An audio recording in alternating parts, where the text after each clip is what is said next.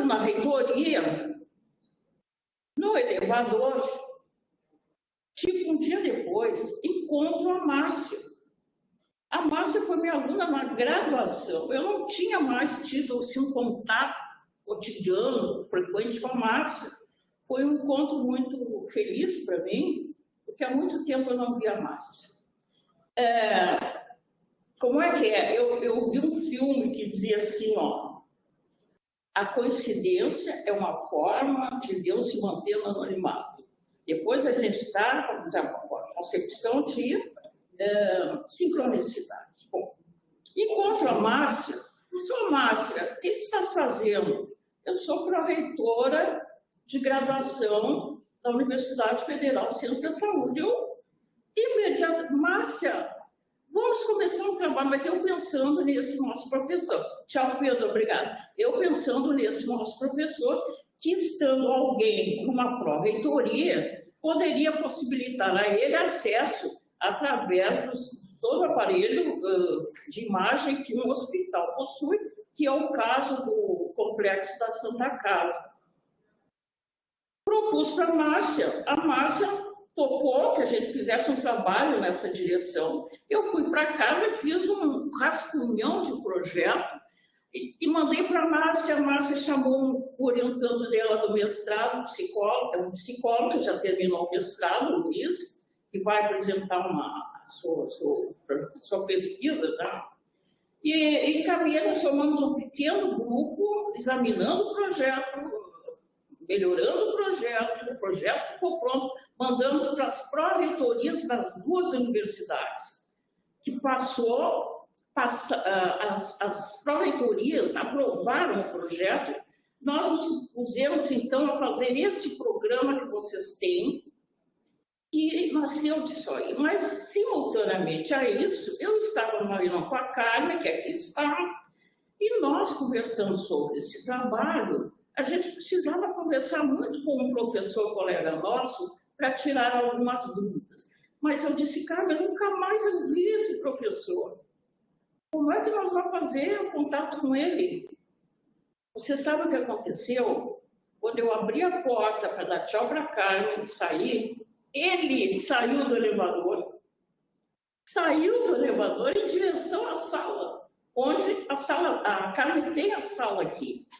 Então, assim, pessoal, eventos como este me animam muito a pensar que nós todos que estamos aqui fomos chamados por essa lei da sincronicidade, e o Jefferson sabe melhor do que eu tudo isso, para juntos podermos contribuir para, digamos, essa concepção de indissociabilidade, como eu chamo, entre educação e saúde, talvez seja a espiritualidade, aquilo que compõe essa unidade. Então, eu creio muito no que a Carmen falou. Caminhante, o caminho se faz ao caminhar, né? Se diz, e realmente assim, ó, nós temos, vocês viram pelo nosso programa, cada convidado, nós fizemos uma conversa com cada convidado, acertando o tema, de maneira que houvesse essa sincronicidade entre eles, para fazermos uma proposta inicial, porque depois esse trabalho tem que continuar junto com vocês.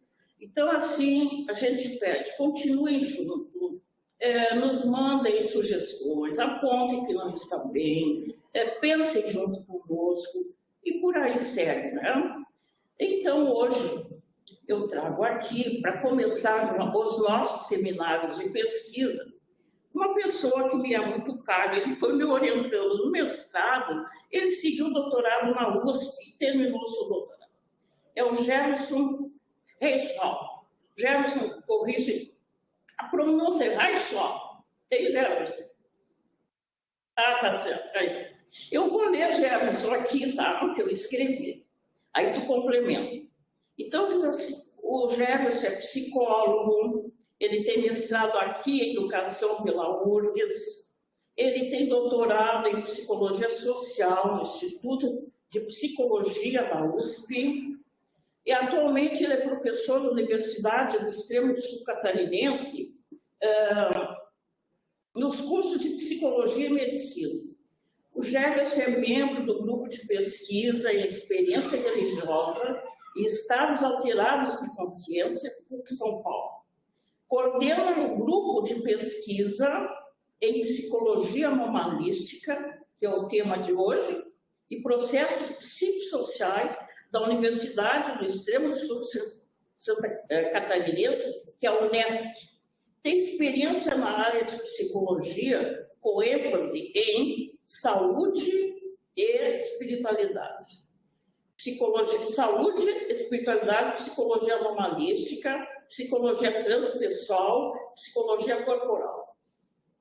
Então, tem experiência na área de psicologia, com ênfase em saúde, espiritualidade, psicologia anomalística, psicologia transpessoal e psicologia corporal, atuando principalmente nos seguintes temas: experiências anômalas, estados alterados de consciência, diagnóstico diferencial entre experiências anômalas e transtornos mentais e psicologia corporal.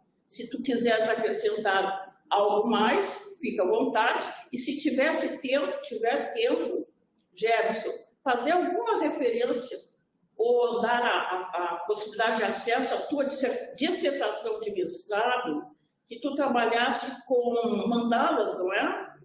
Sim, mandalas com crianças ditas com dificuldade de aprendizagem aqui no Rio Grande do Sul. Então, esse trabalho de educação com mandalas, está aí uma sugestão para quem é professor e está ouvindo. O Jefferson fez um trabalho muito bonito nesse sentido. Eu passo a palavra para ti, tá, Jefferson?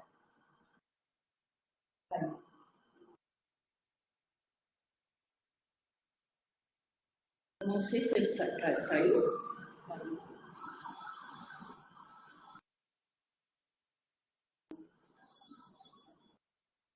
O Jefferson caiu. Vai ter que entrar novamente. Ele está se conectando, então. Pois é, pessoal, enquanto o Jefferson se reconecta, é importante conversar um pouquinho enquanto ele se reconecta, dizer para vocês assim: nós estamos pensando que o trabalho seguirá, principalmente a partir de novembro, com planejamento para 2024.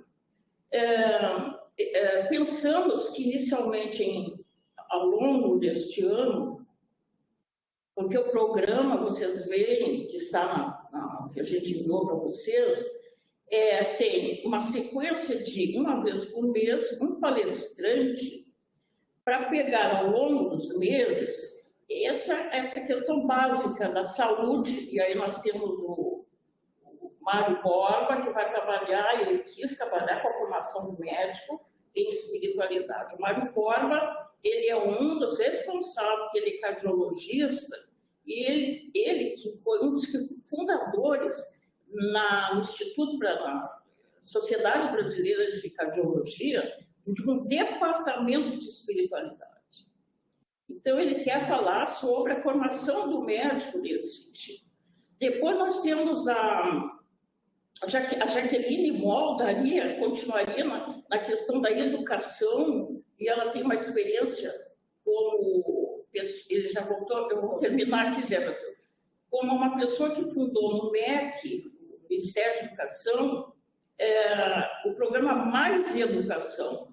Mais Educação, vocês podem procurar o programa Mais Educação, e assim, ao longo dos palestrantes, a gente vai, através dos nossos convidados, trazendo essas dimensões de educação e saúde. Bom, vou passar agora, então, ele saiu ou ele caiu? Caiu de novo.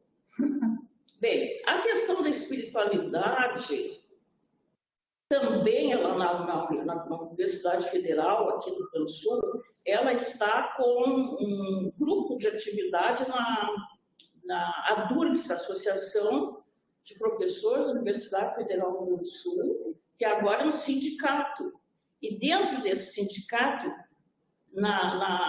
para os professores aposentados, que são mais de 2.000, existe um grupo de atividade chamado Ciência, Espiritualidade e Práticas Sociais. Na Universidade Federal de Ciências da Saúde, existe uma liga proposta pelos estudantes da Universidade Federal de Ciências da Saúde. Você sabe que essa universidade antes era a Fundação Católica de Medicina com curso de medicina. Agora, a universidade tem 16 cursos na área da saúde. E nesses 16 cursos, os alunos propuseram uma liga para estudar espiritualidade.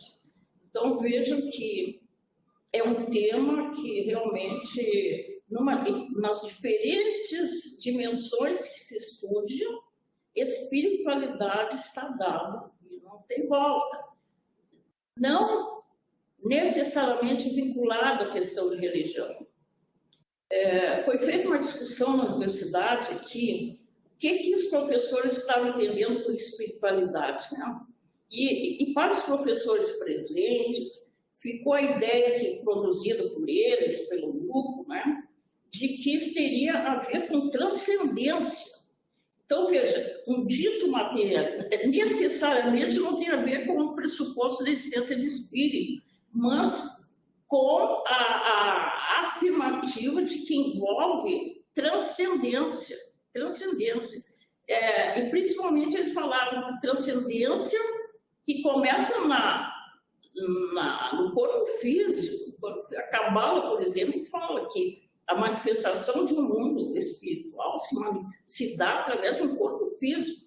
Começa com os sentidos e vai além, não é? Então, o próprio conceito de mediunidade, por exemplo, está em questão, não em questão para negar, mas para ampliar.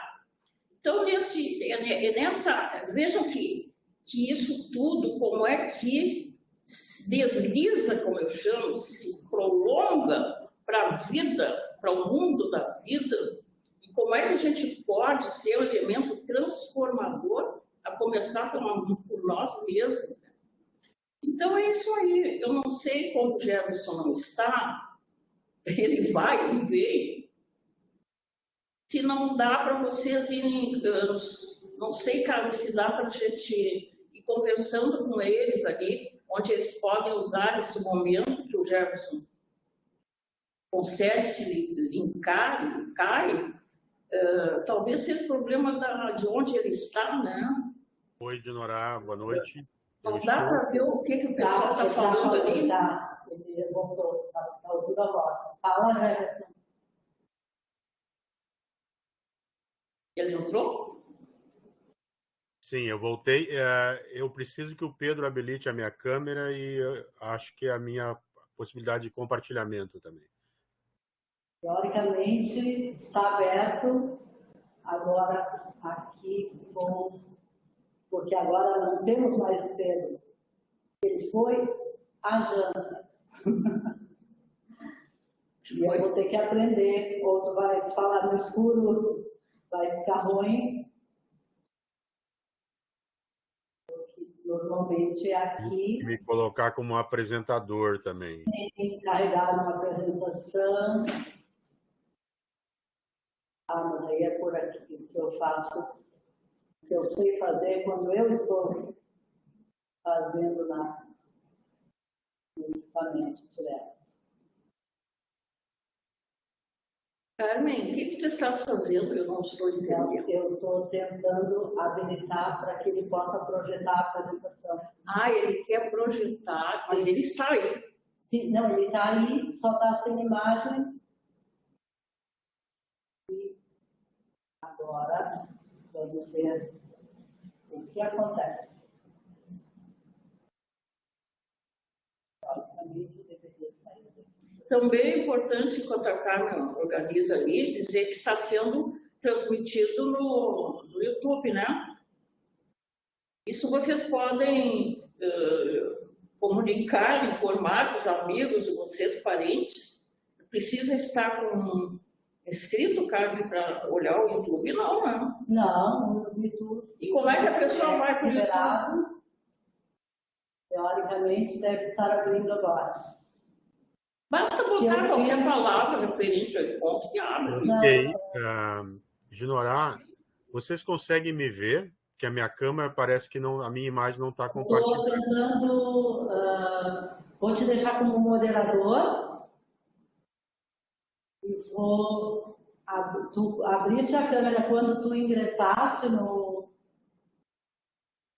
Sim, a minha câmera está aberta, mas ela está como... a imagem não está compartilhada. Não, pois é. Jefferson, só uma ideia. Não dá para tu dispensar e falar? A questão até poderia, sem problemas, mas vocês não estão me vendo também, né? Não, eu estou providenciando isso. Tá. Só que eu não sou técnica. Mas então eu sou curiosa. Vamos te ouvindo e daqui a pouco vamos ver se eu consigo aqui. Estou pedindo para te tornar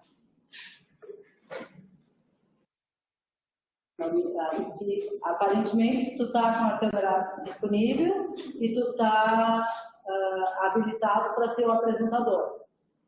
Isso. Só que a minha webcam não está habilitada. Para abrir a tua câmera. Isso. Se tu não abriste com a câmera, eu não tenho como abrir. Nenhuma das alternativas pelo Omicom que abre é abrir a câmera. Uma alternativa seria sair e entrar novamente com a câmera aberta. Não sei se tu preferes ou se tu projetas porque tu estás habilitado como apresentador. Tá. Eu estou com a câmera aberta. Eu não conheço o sistema, eu vou sair. Então. Esse sistema é bem restrito em termos de movimentação. Deixa eu ver se eu consigo.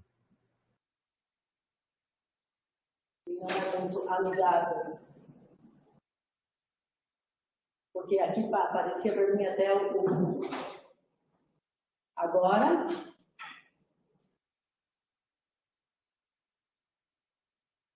Consegues?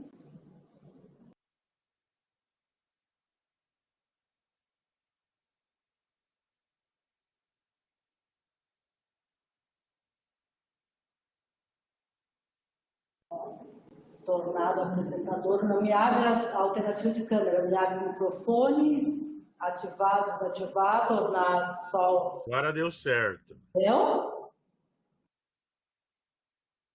Deu, né? Vocês conseguem me ver agora? As pessoas que estão aí têm que se manifestar, porque aqui para mim a forma como aparece e o meu desconhecimento. Ok. Dinorá, vocês conseguem me ver agora? Agora sim. Ok, então... Se tu vais projetar, aí eu vou fechar nosso microfone para te deixar à vontade para poder falar. E no modo apresentação vou abrir a tela desse tamanho, ou tu prefere ela maior, que aí ela ocupa toda a tela, é a alternativa que eu tenho para facilitar a visualização. Eu não sei como aparece para vocês, tá? Eu vou apresentar. Exatamente como está aparecendo para ti. Acho que para mim tá ok, assim, se tá bom para vocês, para mim tá bem. Tá tudo certo. Então eu vou, antes de iniciar a apresentação, eu quero primeiramente dar uma boa noite a todos e agradecer profundamente esse convite para estar participando desse seminário de pesquisa num lugar e com uma pessoa que me é tão querida como a Dinorá, né? Eu tenho uma dívida com a Dinorá, que ela nem sabe que eu tenho, mas eu tenho, né? Que não é do mestrado, é uma dívida do doutorado, que é a dívida de mostrar os resultados do meu doutorado, né, Dinorá? E você também me ajudou durante o doutorado, na Casa do Jardim, vou estar falando um pouco sobre isso, mas hoje eu vou estar apresentando um pouco desses resultados, desse trabalho, dessa pesquisa que realizei envolvendo, então, saúde e espiritualidade. Então, em primeiro lugar, esse agradecimento, eu queria fazer essas considerações e eu vou agora sim, então, compartilhar com vocês a minha apresentação e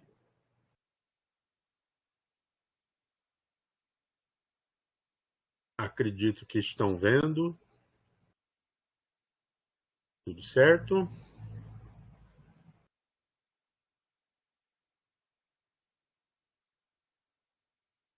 Me deem um feedback só se estão vendo, se está aparecendo bem para vocês, porque eu não consigo ver vocês agora. A partir de agora, tu deixas de nos ver. Isso. E, em princípio, parece que está ok. Ok. Então, o tema que eu vou estar abordando hoje é justamente, como a Dinora falou, as experiências anômalas, saúde mental e espiritualidade. Esse trabalho, ele é fruto, é o resultado de muitos anos de estudo, mas basicamente ele é uma condensação de resultados e de revisão teórica que eu fiz durante meu trabalho de doutorado e também das coisas, dos temas que eu trabalho atualmente, nem tão atualmente assim, né? Já estou aqui na Universidade do Extremo Sul Catarinense, na Unesc, em Criciúma, há 21 anos, e, como a Dinora falou quando estava me apresentando, o trabalho ligado ao curso de psicologia, com disciplinas ligadas à saúde e espiritualidade, à psicologia da consciência e à psicologia corporal e a psicologia transpessoal, e no curso de medicina com uma disciplina desde 2019, que é saúde e espiritualidade, onde se trabalha uma perspectiva de espiritualidade baseada em evidências. Então, o que eu vou estar apresentando e conversando com vocês hoje, na próxima semana, a gente vai estar vendo o que são as tais experiências anômalas, né? Que esse nome é um tanto anômalo, é um tanto esquisito. Vamos conhecer a variedade dessas experiências anômalas e também das experiências espirituais, segundo uma perspectiva, e vamos examinar algumas diretrizes metodológicas que são utilizadas na investigação de estados alterados de consciência e de experiências anômalas. Também vamos compreender alguns critérios de diagnóstico diferencial entre experiências anômalas e transtornos mentais, e, por último, conhecer alguns tipos de transtornos mentais que estão bastante relacionados com fenômenos anômalos da consciência e também nós podemos chamar e dizer de fenômenos espirituais religiosos. Então, dito isso, acho que é importante trazer um pouquinho de história, né? E desde meados do século XIX, tanto a psiquiatria, de maneira geral, e também dá para se dizer que a psicologia tem considerado patológicas as manifestações religiosas espirituais. O próprio Freud, no início, ele considerou a religião como uma neurose obsessiva. E a experiência mística, a experiência transcendente, como dizia a Dinora, a experiência de contato com o todo, ou a experiência de consciência de unidade, ou as experiências de pico, como disse Abraham Maslow, também foram vistas como episódios psicóticos ou como psicose borderline. O DSM-3, né, o Manual Diagnóstico e Estatístico de Transtornos Mentais, na sua terceira edição, atualmente nós estamos na quinta edição, né, agora com o lançamento da versão revisada, ele fazia 12 referências à religião, o DSM-3, todas elas associadas com psicopatologia. Aqui no Brasil é interessante que há mais ou menos 100 anos atrás, um pouquinho mais, no início do século passado, numa tese de doutorado defendida no Rio de Janeiro, a recomendação era que os médiums fossem internados em manicômios ou fossem presos por charlatanismo.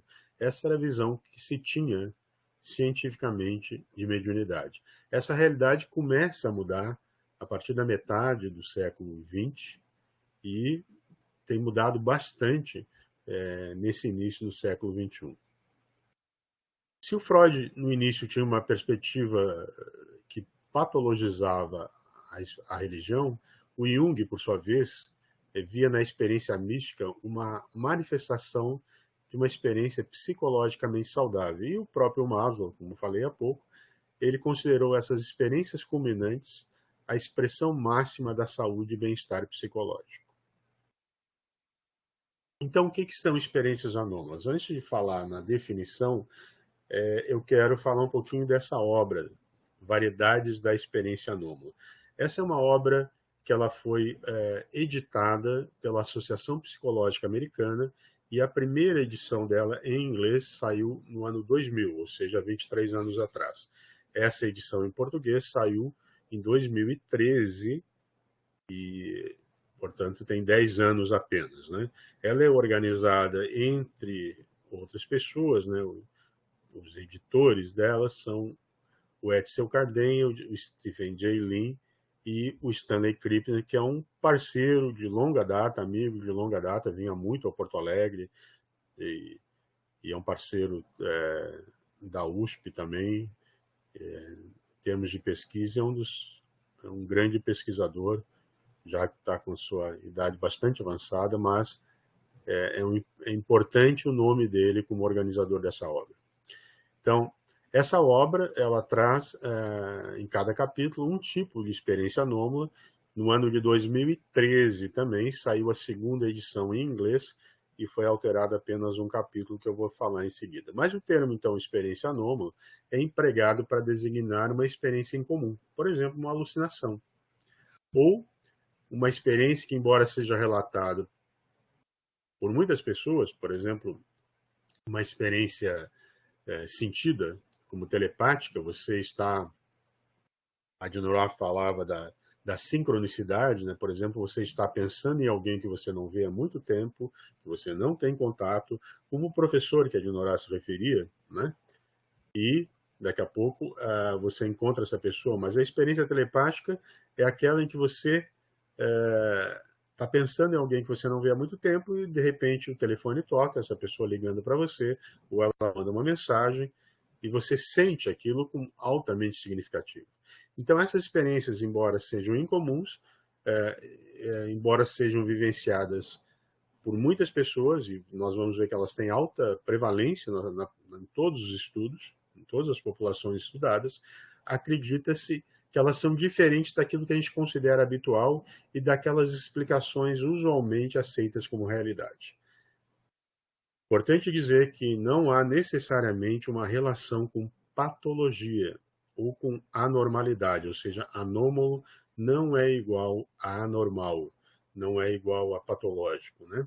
Eu sempre lembro, quando eu vejo essa definição, daquele filme O Som do Coração, né, do August Rush, daquele menino que ele foi dado para adoção e ele viveu num orfanato, e ele dizia que ele conseguia ouvir os sons, né, do universo, né, da natureza, e depois ele se torna um grande músico, né, na história do filme, e ele dizia que ele ia encontrar os pais também, como de fato aconteceu, né, uma história muito bonita, mas os colegas de orfanato diziam que ele era um anormal, né, um anormal porque ele vivenciava experiências incomuns.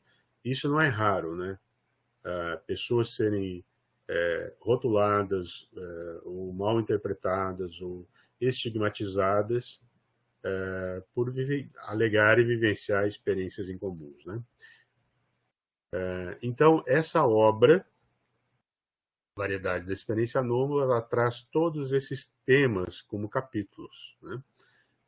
Não vou explicar cada um, mas, por exemplo, experiências alucinatórias, ouvir vozes, ver alguma entidade espiritual, por exemplo, ter algum tipo de contato com uma realidade transcendente, a sinestesia, quando um estímulo externo desencadeia a resposta em mais de um sentido, por exemplo, ouvir uma música e sentir um gosto, ouvir uma música e ver cores. Lembrei dos nossos jantares, né, de Norá, com várias experiências sinestésicas, né? Sonhos lúcidos, quando a pessoa está dormindo, está sonhando, mas tem consciência, e alguns sonhadores lúcidos conseguem, inclusive, atuar no próprio sonho e se comunicar com pesquisadores externos enquanto estão sonhando. Experiências fora do corpo, bastante comum em vários contextos religiosos ou não religiosos. As chamadas experiências relacionadas à psi, que são também conhecidas como experiências paranormais. Aqui nós temos dois grupos. O grupo das experiências de percepção extrasensorial, que envolve a telepatia, clarividência, pré-cognição e retrocognição, e o outro grupo, que são as chamadas experiências de psicocinesia, ou PK, de ação da mente sobre a matéria. Por exemplo, materializar um objeto, mover um objeto com a força da mente, esse grupo de fenômenos. Depois, experiências de abdução, contato próximo com OVNIs ou alienígenas, experiências de vida passada, por exemplo, crianças que têm lembranças nítidas e claras de terem vivido num outro tempo, num outro lugar.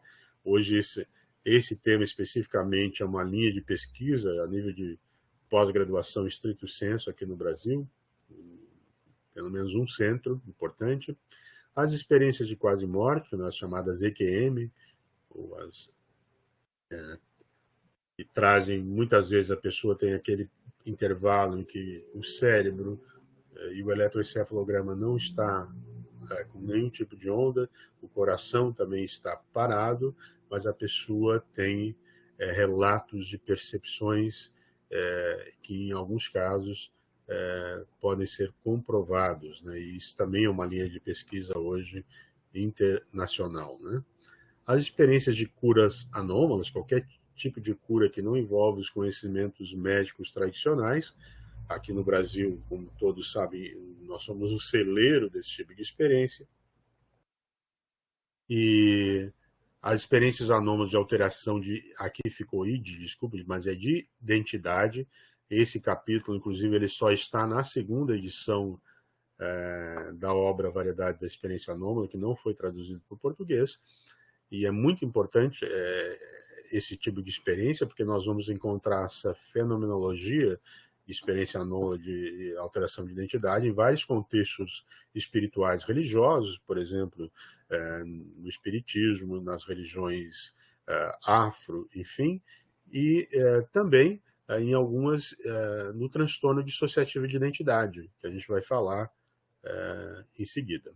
E também as experiências místicas, que são típicas de vários contextos, de várias tradições espirituais, religiosas, e que envolvem essa sensação de contato com o todo, esse sentimento de sentir-se profundamente conectado com algo que transcende, como dizia de Noé, com o transcendente, com algo sagrado, e que muitas vezes essa experiência leva a uma profunda modificação, às vezes até a modificação da personalidade, em alguns casos, né? Isso é tema de pesquisa também em importantes universidades, como a Universidade Johns Hopkins tem um estudo muito interessante sobre isso. Então, por que é importante estudar experiências anômalas, né? Primeiro, porque a psicologia não pode se dizer e se considerar abrangente sem considerar a variedade dessas experiências humanas, ou seja, eu não posso descartar algumas experiências por quaisquer motivos que sejam. As pessoas vivenciam essas experiências, né? Aqui no Brasil, todos os estudos feitos investigando a prevalência de experiências anômalas na população trazem resultados acima de 80%, ou seja, mais de 80% das pessoas em todos os estudos alegam já ter vivenciado algum tipo de experiência anômala sem terem um diagnóstico clínico, né? O segundo ponto clínicos devem ser capazes de distinguir entre o que é anômalo e o que é patológico ou anormal. Outro ponto importante, o estudo pode contribuir para a compreensão da experiência e os limites das variáveis socioculturais da experiência humana. Ou seja, as culturas são diferentes, as sociedades são diferentes, e aquilo que é comum numa cultura pode ser completamente esquisito, anômalo para outra cultura. Então é importante conhecer as culturas, conhecer as experiências, né? Ou como dizia William James, né? Também conhecer as variedades da experiência religiosa, né? Todos os contextos religiosos são, podemos dizer assim, preditores de experiências anômalas. O ponto 4, certas experiências anômalas sugerem que as experiências ordinárias da nossa consciência, do nosso dia a dia, podem carecer de aspectos que aumentariam nossa apreciação pela vida. É o caso das EQMs, por exemplo, a experiência de quase morte, que a pessoa pode ter uma EQM e voltar, quando ela é ressuscitada, voltando, compreendendo a vida de uma maneira completamente diferente. As experiências místicas também têm essa característica. E, por último, alguns resultados de experimentos controlados, como nas experiências relacionadas à psi, né, que eu falei há pouco, desafiam conhecimentos a respeito da relação entre a consciência e o espaço-tempo, ou seja, a consciência parece ter propriedades muito além daquelas que são hoje conhecidas, né, de maneira geral no campo da ciência. Talvez não no campo das tradições e das religiões.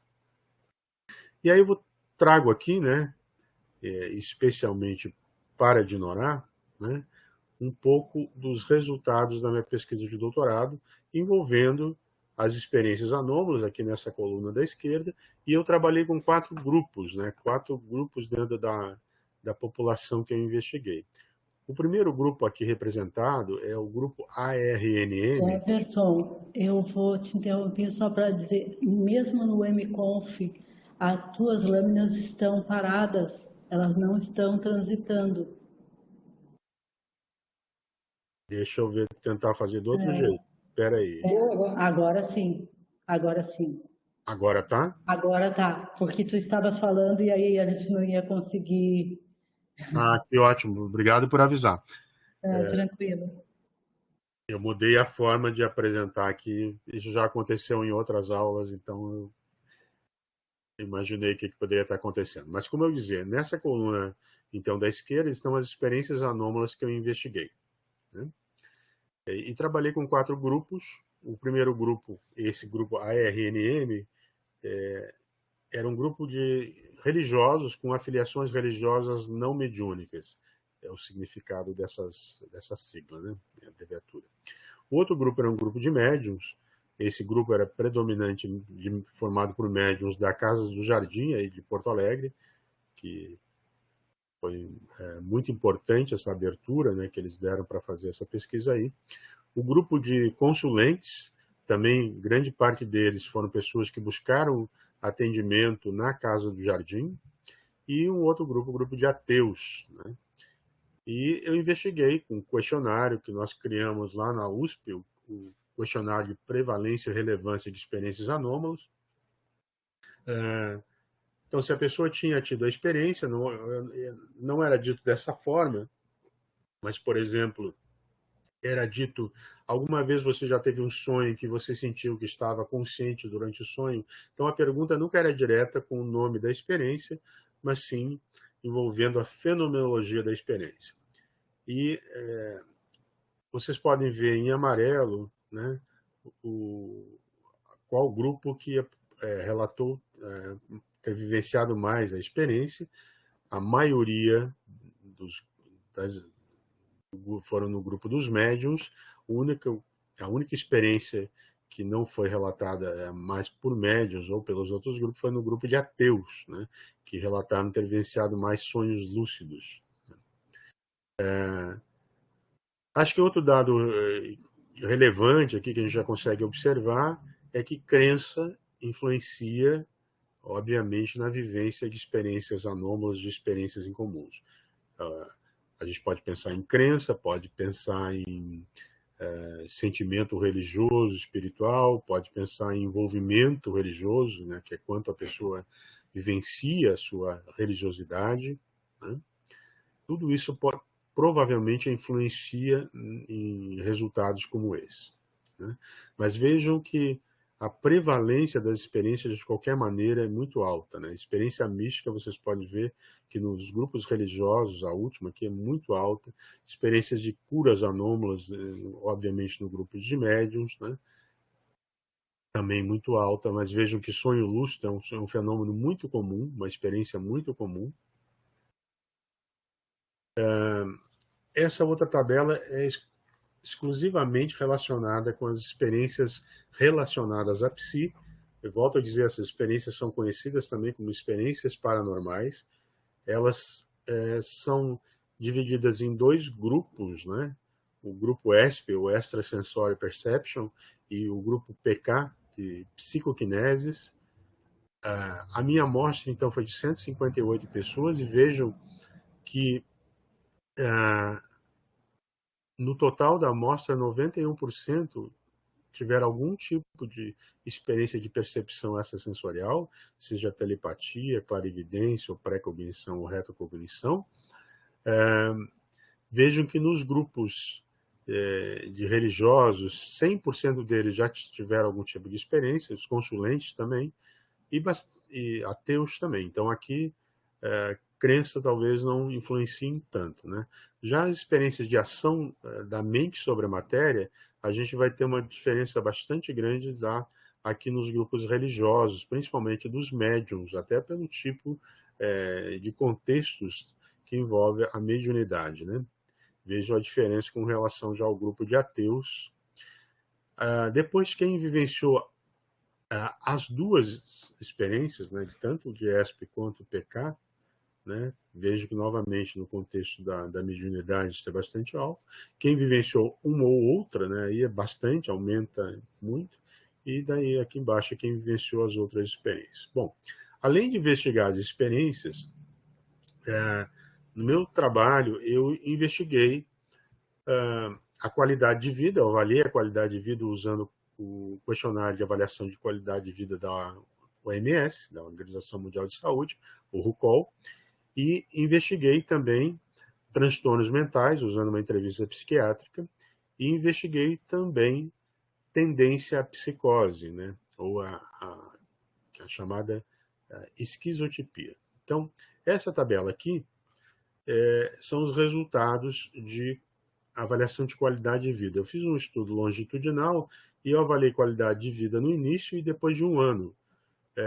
Existe uma ideia no campo da saúde mental, eu vou usar uma palavra forte, existe uma crença, mas que não é baseada em evidência, que quem vivencia mais experiências teria pior qualidade de vida, porque essas experiências estão associadas, ou estariam associadas, a sintomas ou a transtornos mentais. Portanto, a pessoa deveria ter pior qualidade de vida.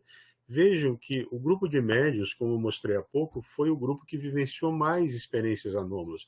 No entanto, eles apresentaram melhores médias de qualidade de vida, tanto no início quanto um ano depois, né? O que contradiz essa ideia que existe no campo da saúde mental, né? Que a vivência de experiências em comum estaria associado a uma tendência à psicose, que é o que eu vou mostrar em seguida. Então, isso se refere exatamente às dimensões de esquizotipia. Eu trabalhei com um instrumento chamado O-Life, que é um instrumento Oxford-Liverpool de sentimentos e experiências, e esse instrumento avalia 4 dimensões de esquizotipia. Ele não é um instrumento diagnóstico, inclusive ele está, acredito agora, em processo final de validação aqui para o Brasil, se é que já não está terminado esse estudo. Quem estava conduzindo era uma psicóloga de Porto Alegre, minha amiga Letícia Alminhana. Inclusive, eu comparei aqui alguns resultados com o estudo que ela fez usando o mesmo instrumento, mas esse instrumento avalia 4 dimensões, então, de esquizotipia, que estão representadas nessas colunas. Então, EI são experiências incomuns, né? DC é desorganização cognitiva, AI é anedonia introvertida e NI é não conformidade impulsiva.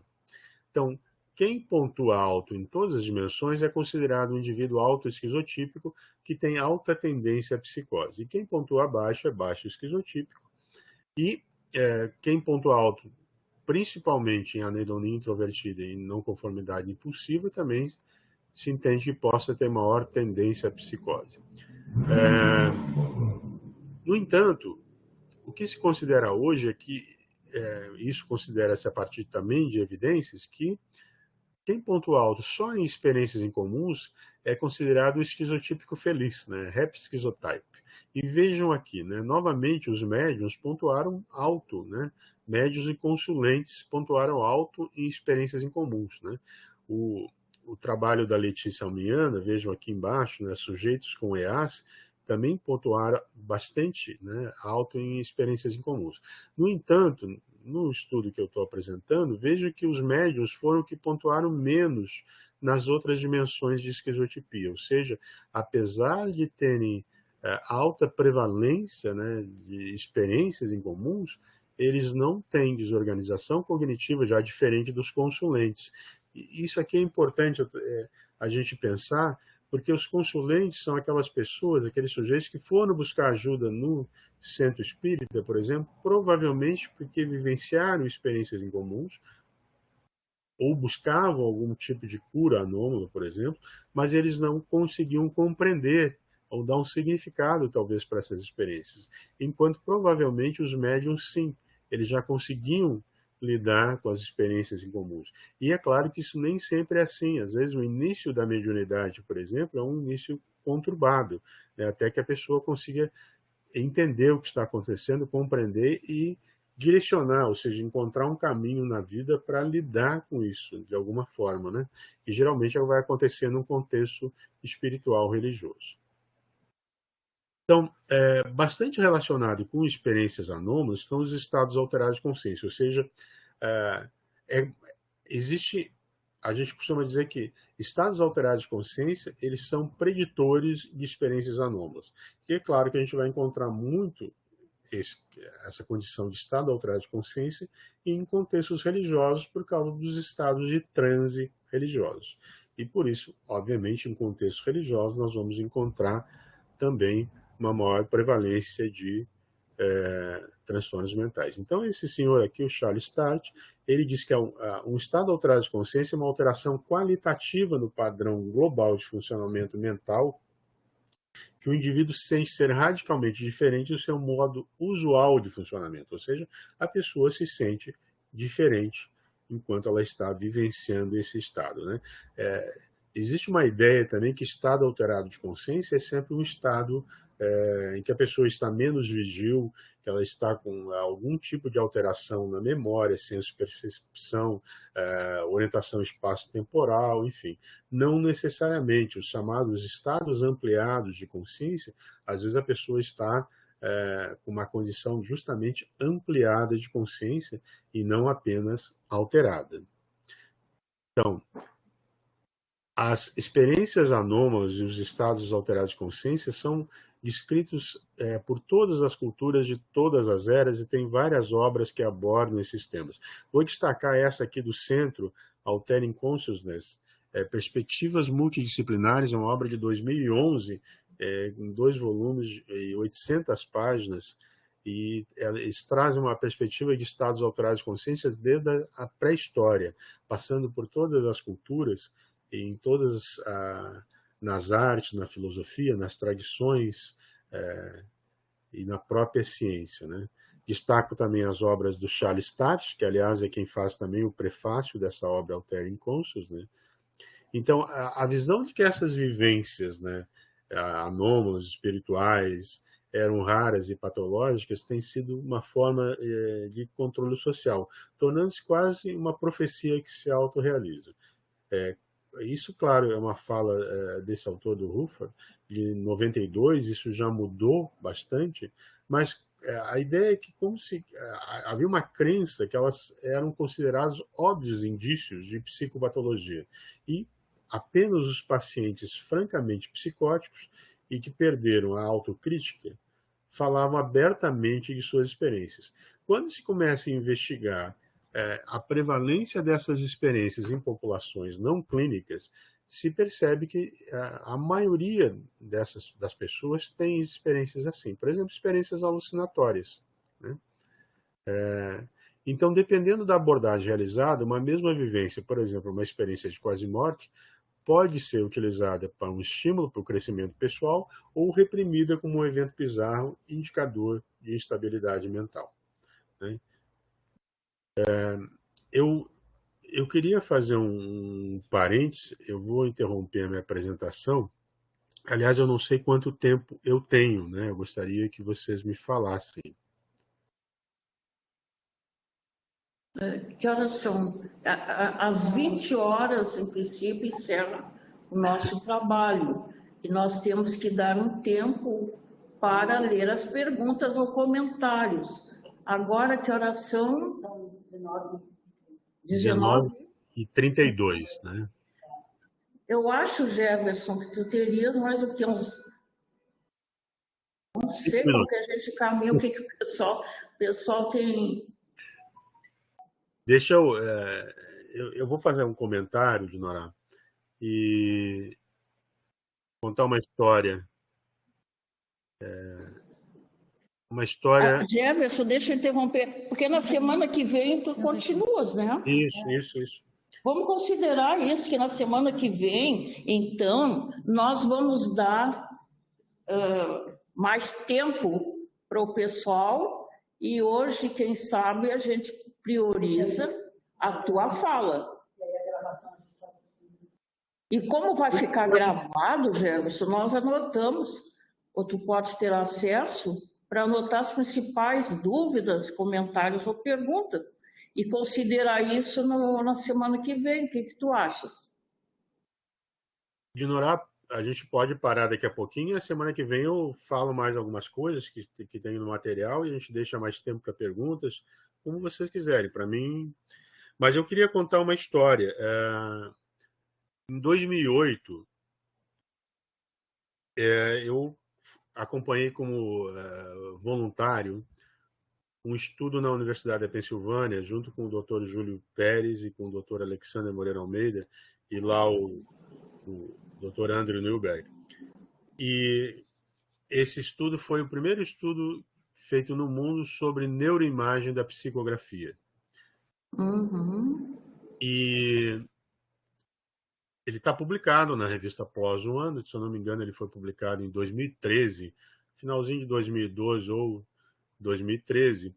Mas quando a gente estava voltando, na verdade eu estava voltando, eu estava no aeroporto de Dallas, junto com uma jornalista, a Denise Paraná, que foi junto fazer a cobertura jornalística desse estudo. E eu precisava fazer uma ligação para Criciúma, e eu não conseguia encontrar um telefone, o aeroporto estava lotado, estava perto da hora do nosso voo, e eu saí para procurar um telefone. Quando eu voltei, eu disse para a Denise, olha, não encontrei telefone. Aí tinha um senhor sentado próximo, ele disse assim, usa o meu.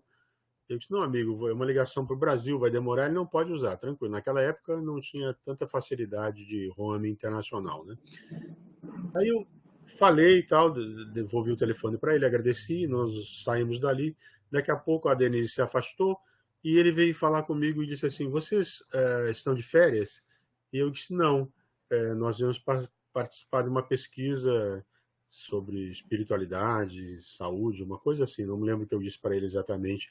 Aí ele arregalou os olhos e disse assim, e pode isso?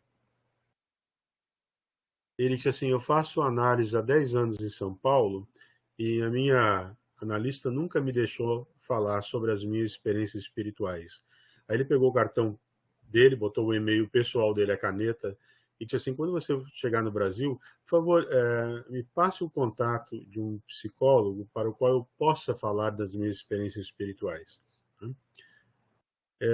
Essa experiência, né, eu gosto de contar esse fato, porque existem muitos preconceitos, né?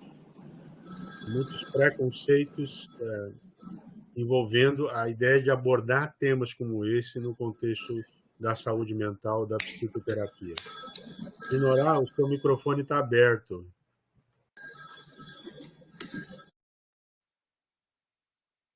Obrigado. Então, assim, eu não sei como nós seguimos agora. Se vocês querem deixar espaço para perguntas para mim, ok. Já que são 19. A gente liga e desliga aqui. Jefferson, faz um pequeno fechamento de hoje e a gente abre para a Carmen. Tu lês as perguntas? Tu lês? Não, é que tá ruim de ler. Tá ruim de ler porque eu estou tentando salvar aqui, não estou conseguindo nem fechar aqui, está tudo travado. Sim, mas não tem, tu não estás tendo acesso? Está complicado, eu preferia, eu acho, ele fechar a sala, fazer o fechamento e a gente deixar as perguntas mais para o assunto. Assim, a Carmen está caminhando por questões técnicas aqui, assim, Jefferson. Hoje tu faz o fechamento até as 20 horas, e na semana que vem nós priorizamos, a partir sempre da tua fala, mas a participação do pessoal, tá bem? Eu acho que os nossos colegas aqui vão entender isso aí. Por mim, ok. Tudo certo. Então tá. Então assim, ó, até 20 horas tu tens a palavra. Ok, então eu vou voltar para a apresentação mais um pouquinho e depois eu faço um fechamento.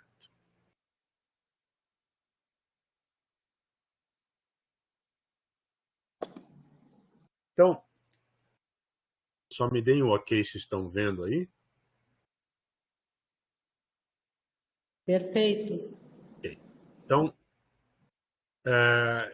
essa ideia de que experiências anômalas elas estavam associadas então com transtornos mentais e que elas eram raras, todos os estudos têm mostrado ao contrário. Assim, a maioria das pessoas vivencia experiências anômalas, elas são muito mais comuns do que a gente imagina, e muitas vezes essas experiências justamente elas vão trazer sentido e significado para a vida das pessoas.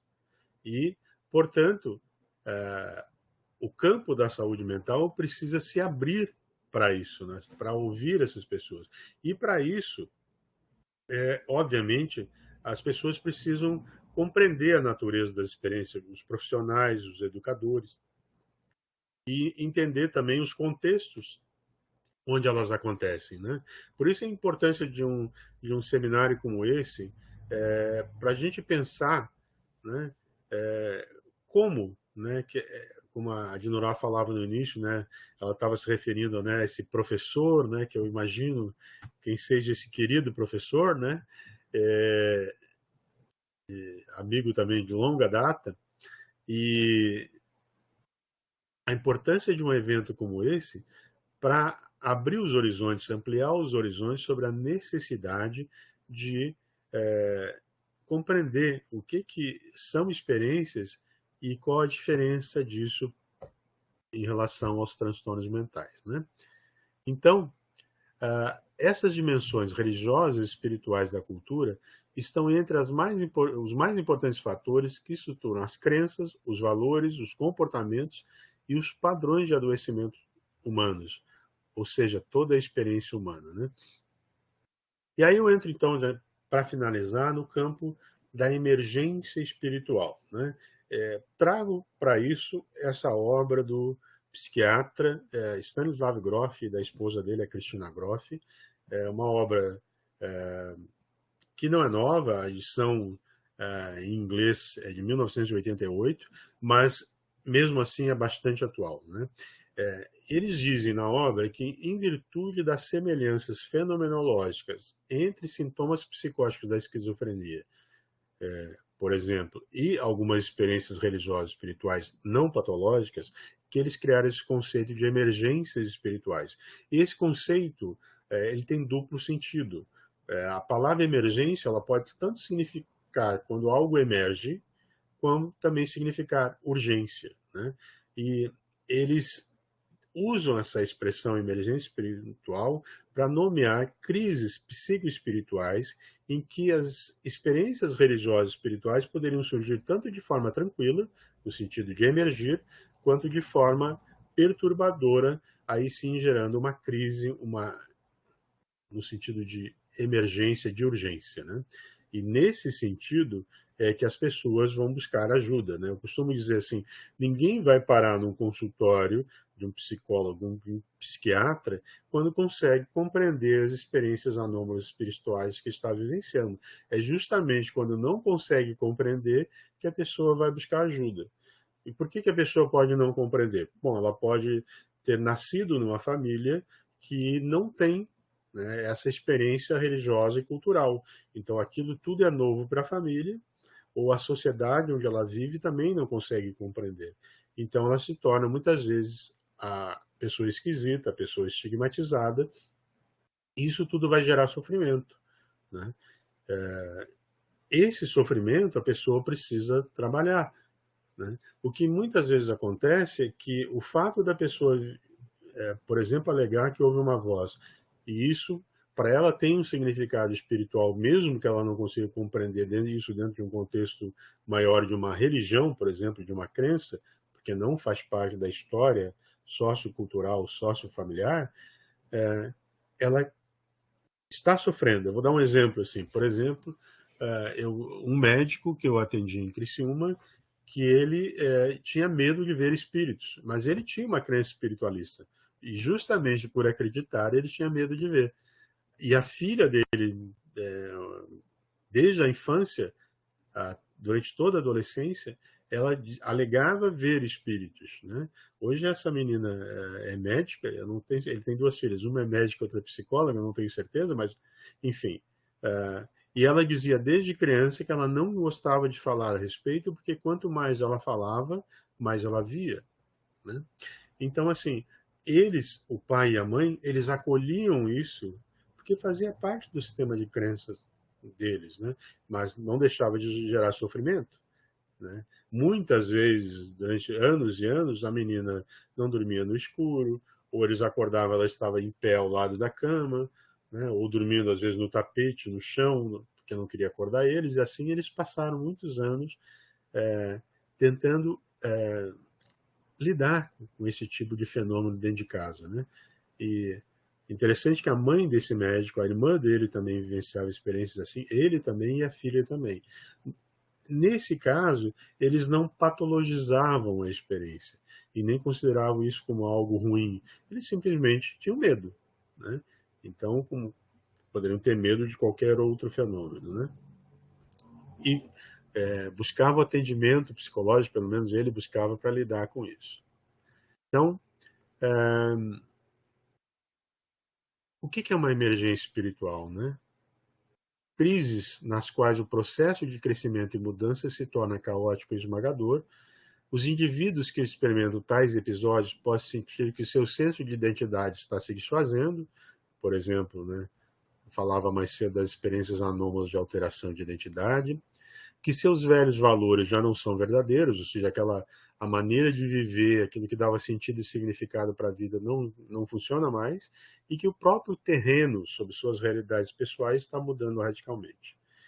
Em muitos casos, novos reinos de experiência mística e espiritual entram em suas vidas de maneira abrupta, de maneira dramática, resultando em medo e confusão, como eu falava há pouco. Eles podem sentir ansiedade, ter dificuldade de lidar com suas vidas diárias, empregos, relacionamentos, e pode até mesmo temer por sua própria sanidade. Isso aqui, exatamente como está aqui, está na capa traseira da edição em inglês desse livro Emergência Espiritual. Na edição em português eu não encontrei, mas eu achei que isso aqui descreve muito bem o fenômeno, né? Então, para o Groff, né, e para a Cristina, tais experiências podem apresentar diversas características, como alucinações visuais, auditivas e sensoriais. Contudo, as emergências espirituais podem ser encaminhadas para um desfecho saudável, desde que sejam identificadas corretamente no seu início. Ou seja, dependendo da abordagem inicial, e isso é muito importante, o desfecho vai ser muito diferente, né? Por isso que no nosso próximo encontro eu vou falar um pouco do diagnóstico diferencial, né, que a partir do meu estudo de doutorado, eu direcionei para isso também dentro da tese, né, quando eu fiz a avaliação psiquiátrica, com entrevista psiquiátrica e também com buscando ver tendência à psicose, né? Vale dizer também que o grupo de médiuns foi que apresentou menos transtornos mentais em relação aos outros grupos e, embora tenha vivenciado mais experiências incomuns, né? Então, episódios de estados incomuns de consciência abrangem um espectro muito amplo, que vão desde estados espirituais puros, sem nenhum vestígio de patologia, até condições de natureza claramente biológica que exigem tratamento médico, né? Então, por exemplo, certas alterações funcionais do cérebro, como labilidade do lobo temporal, podem provocar também falsas alucinações, percepções de seres espirituais, como demonstrou muito bem um pesquisador chamado Persinger, quando ele criou um negócio chamado o capacete de Deus, né, que ele fazia estimulação magnética transcraniana do lobo temporal, e os primeiros sujeitos que ele avaliou, né, com o capacete de Deus diziam perceber presença dentro do laboratório, né, tinham essa sensação de que havia uma entidade dentro do laboratório, né? Então, certos distúrbios cerebrais podem também levar a falsas percepções espirituais. Então, o Groff diz que é vital uma abordagem equilibrada e a capacidade de diferenciar emergências espirituais de neuroses genuínas. E eles ressaltam, né, que enquanto as abordagens tradicionais, como eu falei, né, tendem a patologizar os estados místicos, há o perigo oposto de se espiritualizar estados psicóticos e glorificar a patologia, ou o que é pior, não se considerar um problema orgânico, né, um tumor cerebral, por exemplo. Então, aí, pensando bem no foco da psicologia transpessoal, eles dizem que o aconselhamento transpessoal não se aplica a condições de cunho claramente psicótico, com todas as suas características de alucinações e delírios, né? E também para pessoas com condições crônicas e longos históricos de tratamento institucional, com altas doses de medicamentos, né? Obviamente não são candidatos para essas abordagens, né?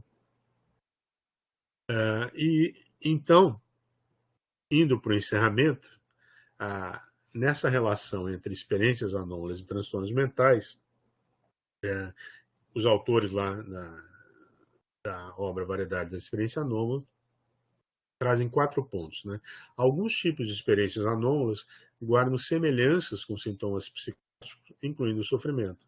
E isso pode levar a diagnósticos equivocados.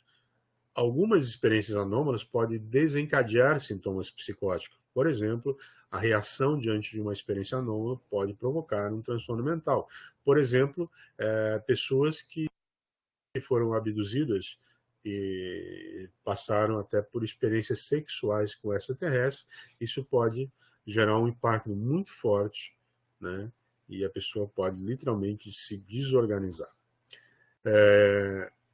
O terceiro ponto, experiências anômalas podem também aparecer como consequência de transtornos mentais. E o quarto, parecem existir variáveis individuais que induzem tanto a experiências anômalas como transtornos mentais. Isso é o caso, por exemplo, de variáveis individuais de alguns tipos de personalidade, né?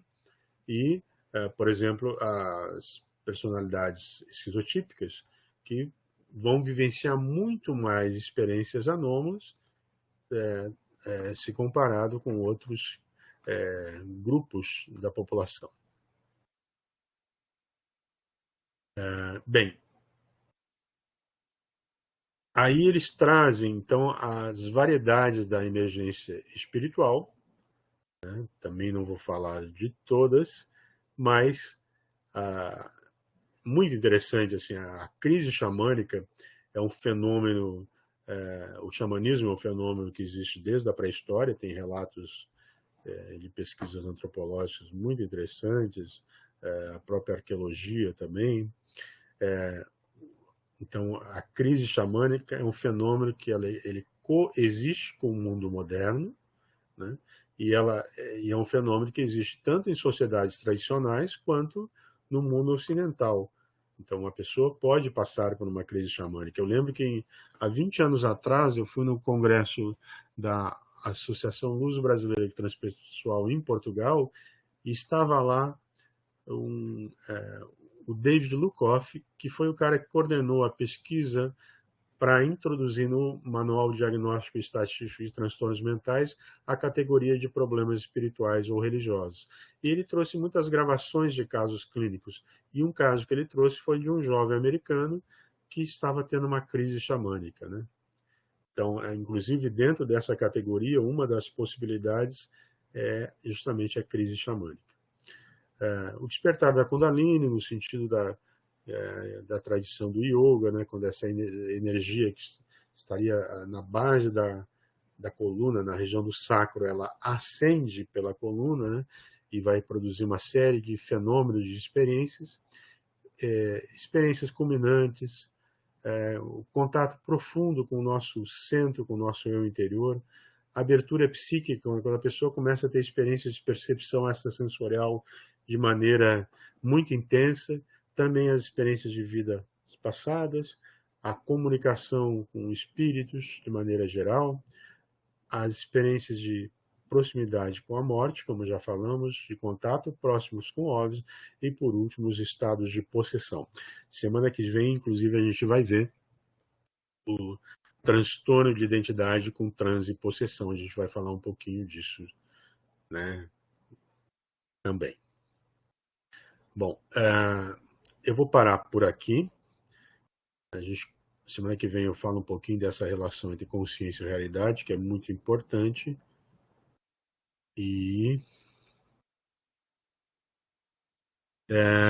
então, eu quero novamente agradecer a Dinorá pelo convite. Espero não ter atropelado, né, com um monte de dados, um monte de informação, mas a ideia que eu tive era justamente trazer esse contexto de por que investigar essas experiências e por que é importante conhecê-las e trazer essa perspectiva de que elas são muito comuns na população e como que a não compreensão dessa alta prevalência leva muitas vezes a visões erradas sobre a natureza das experiências das pessoas e a uma não compreensão da natureza até espiritual de muitas dessas experiências.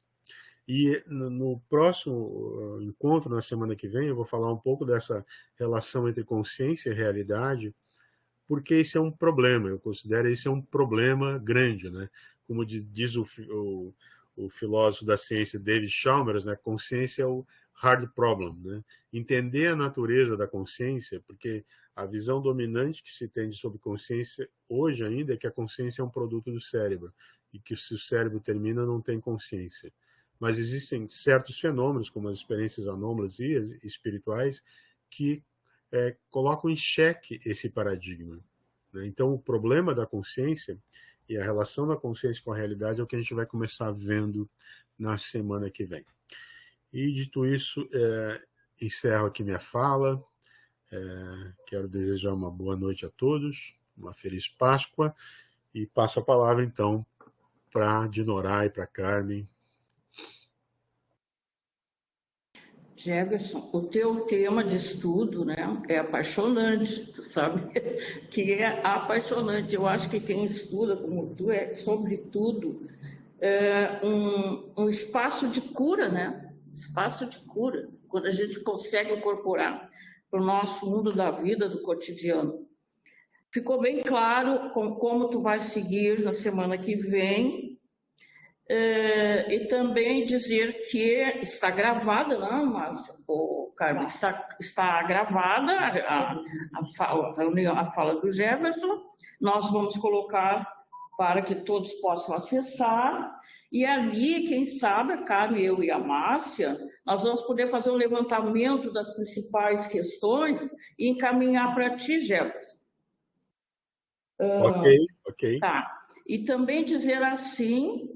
Bom, Jefferson, quanto eu estou feliz em te ver, matando a saudade do Jefferson. A Márcia mandou um recado, ela não pôde entrar, ela diz assim, vocês receberão um formulário com a solicitação de dados para poderem ter acesso ao Moodle. O que é o Moodle? É um ambiente em que nós vamos colocar arquivos. O Jefferson enviou um artigo, um texto, para que vocês possam ler para a semana que vem. Para isso, vocês vão receber por e-mail orientações para estarem autorizados a terem acesso ao Moodle. Por quê? Porque senão fica aberto o ambiente e outras pessoas entram e tem havido acontecimentos indesejáveis quando qualquer pessoa entra. Então, vocês vão receber um formulário com solicitação de dados para poderem ter acesso ao Moodle e vão receber orientações por e-mail para este acesso. O que mais podemos dizer? Jefferson, até semana que vem. Que tu tenhas uma boa semana. Nós sabemos que nos inscritos, que é o nosso grande grupo, tem budistas, cabalistas, pessoas, inclusive de tribo indígena, nem todos professam a chamada orientação cristã. E nós estamos na chamada também Semana Santa, Sexta-feira Santa, sábado, domingo de Páscoa, que sejamos todos irmanados nas nossas diferentes visões de mundo para continuar vibrando, trabalhando, estudando, sentindo, para poder dar a nossa contribuição para a paz, no que o Edgar Morin chama a nossa casa, que é o planeta Terra, né? Vamos vibrar pela nossa casa, nossa grande casa, e fazer a nossa parte. Um beijo para todos vocês, uma feliz Páscoa, ou um feliz encontro com essa transcendência, através dessas diferentes profissões, né? Aquilo que se professa na nossa visão de mundo. Um abraço do Jefferson e até a semana que vem. Um abraço a todos, uma boa noite.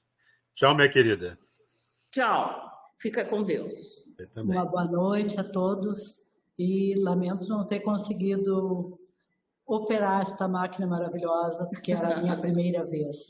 Não foi feliz, mas pelo menos a gravação ficou correta e com a gravação a gente consegue depois estabelecer um diálogo mais profícuo.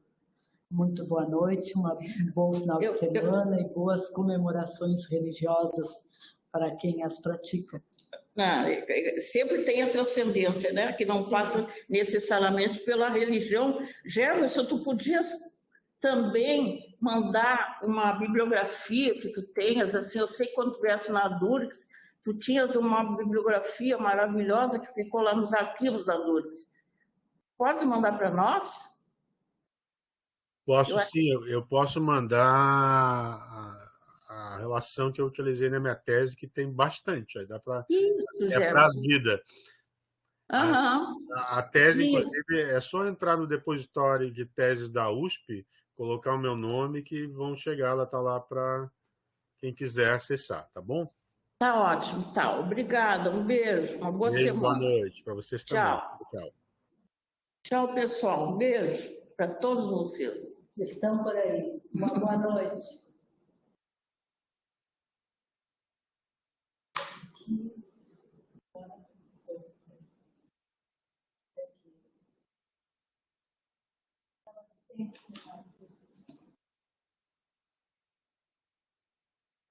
No Eliconf, nós estamos ligados aqui. Aqui ainda estamos encerrando. Eles estão nos ouvindo?